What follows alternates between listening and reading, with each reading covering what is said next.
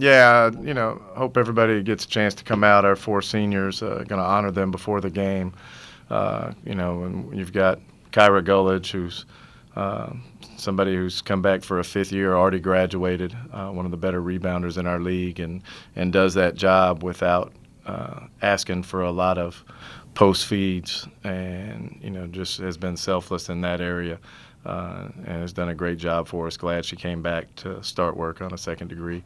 And Leasia Wright, senior transfer from Western Kentucky, who's been here for 3 years now playing, and she's one of the top 5 or 6 scorers in our league. Has been ill a little bit lately and struggled, but really pleased with her growth on and off the court. And she's somebody, she already has her degree, so.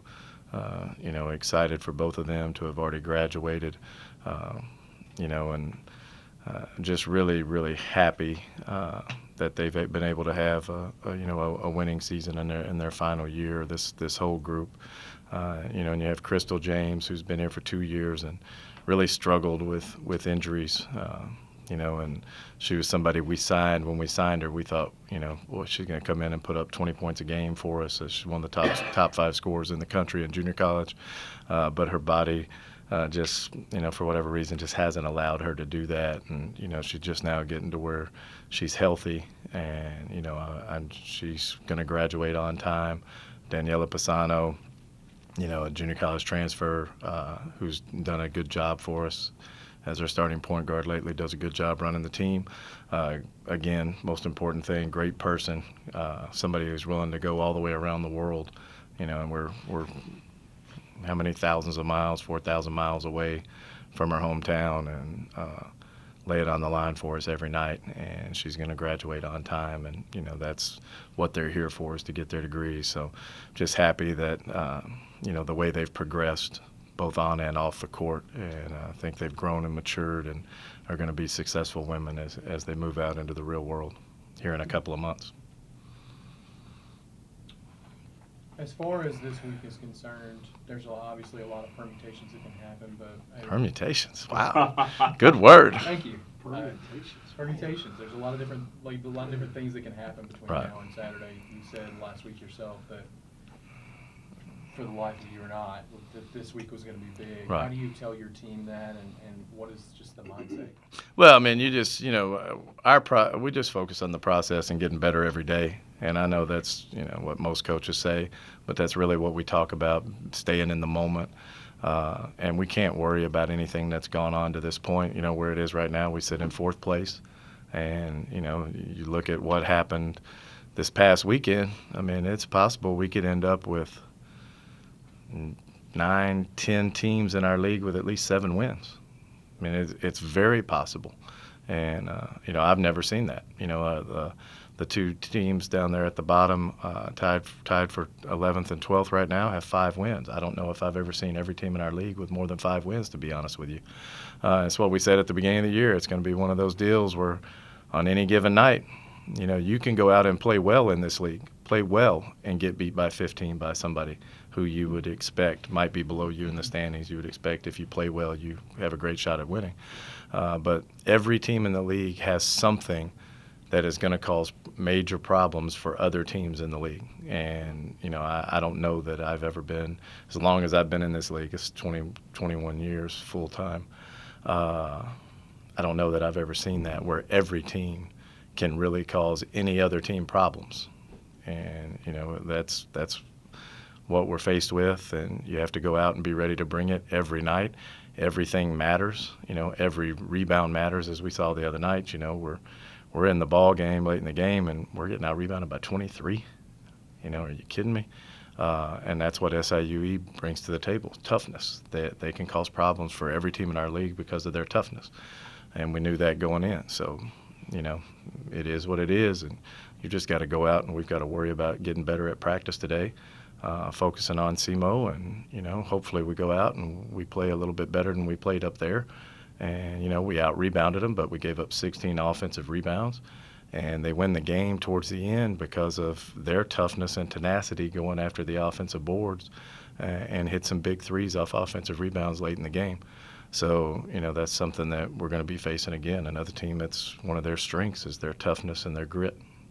When you talk about that toughness, I mean, how do you get your team to get that? Is it this point where it's just Well, a switch that they have to flip? Or? it's tough. I think we've shown it in flashes. And you look at it. I mean, the last time we played SEMO, we out rebounded them by 8. And I'm talking about how they killed us on the glass with a couple of rebounds.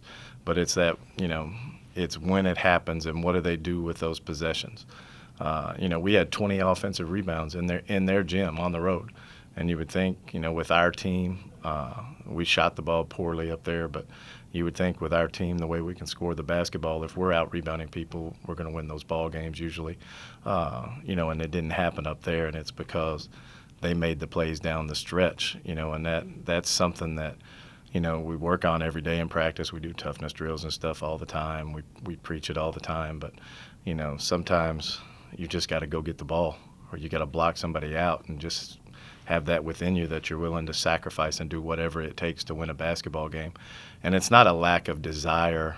I promise you, our players wanted to win the game the other night against SIUE as much as every player on SIUE's team. It's not wanting to win. It's, the focus and the toughness to be able to do what's necessary at the moment when it's at hand. This is probably a stupid question.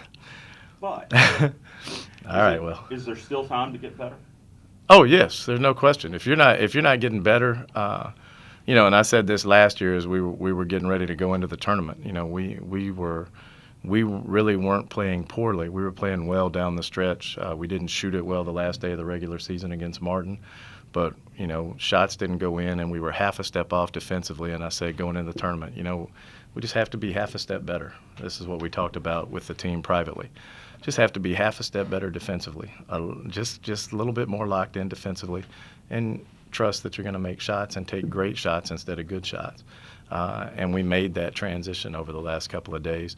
And I think that's every team in the country, and I'm pretty sure if you talk to any coach, even coaches, when you talk to Gino and he's getting ready for the Final Four this year, which maybe they might make a run in the tournament if they're lucky, I'm sure he will say his team has to improve going into the Final Four. So there's always room to get better, and we certainly need to be better if we're going to win our next game. That's the way we look at it. How's Lily's health? I know that. Oh, she's fine. She's okay? She's fine. Yeah, there's a little bug going around, but she's fine. Looking ahead to Saturday, you guys have UT Martin, one of the best three-point shooting teams in Mhm. WC. What's your defensive game plan going into that? Oh, I have no idea. I'm focused on SEMO. With Martin, the one thing about it, I mean, they're going to shoot it. They're going to shoot it quick, and they have no conscience. They have that freedom to let it fly. So you really have to be up on them. You have to close out 2 hands high and really get up on them and make sure you take that away from certain players on their roster. But that's just knowing them over time. So that's about as much as I can give you right now on that. As far as tournament implications and things like that, I mean, you guys were kind of right there, made it last year. Do you guys take that late season run and look at what happened in those final 2 weeks and say, all right, we need to reinstall that this season to get back? No, not really, not at this point. I mean, we're it's not a situation where we're in a you've got to do something that you did last year. I mean, this is a completely different team. Yeah. A lot of the same players back, but every game is different in itself. And to be honest with you, you can't look at what happened the last game and say this is going to happen for this game, and we need to do this for this game, because in this league, if you do that, look, SEMO beat Eastern Illinois by 40 at Eastern Illinois the other day. Then Eastern Illinois turns around and goes to Austin Peay and beats them. Who would have thought that? SEMO beats them by 40 at their place. We beat them at their place. Then they go on the road and get a big win against a team that was playing well.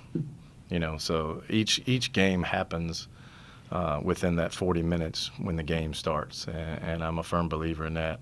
We just have to continue to get better, and that's all we're worried about, just being better today than we were yesterday. And that's all we can do. And, I feel like if we go out and we take care of business, it's entirely possible that somebody in this league is 8-8 and doesn't make the tournament. it's not likely, but it's possible. So all we can worry about is controlling what we can control, which is how we play on Wednesday night, and that's all we're focused on.